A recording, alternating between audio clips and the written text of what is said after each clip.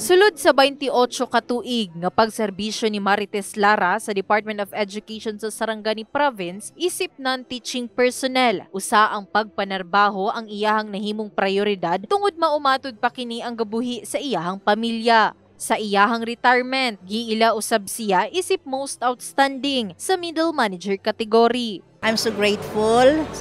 Mapasalamaton kay ko sa DepEd Sarangani because they have given me a lot of opportunities. So sa tanan-tanan, ang tanan akong nahimo at least na paid off through this award.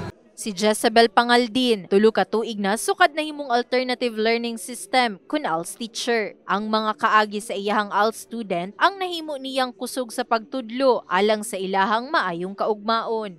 It is only doing the best that you can sa lalong-lalo na nasa puso mo yung commitment mo sa work, na yung sinumpaan mong tungkulin nga to serve with a happy heart. Yun lang po ang ginagawa namin. And as long as you do your best, everything will follows eh. Si Rehani Samboto, giila usab isip most outstanding non-teaching personnel, dili lang sa division apan sa tibuok Rehiyon 12. Although we do not serve for appreciation and incentives and awards, no, we serve because it is our duly sworn duty na syempre ibigay ang ating commitment and dedication to work.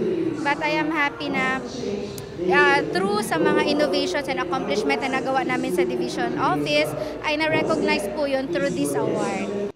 Ang matag tuig nga pasidungog alang sa non-teaching o teaching personnel usa ka pamaagi sa DepEd aron mas ma-motivate ang mga empleyado sa ilahang pagpanarbaho. Let it be known that we appreciate their good performance.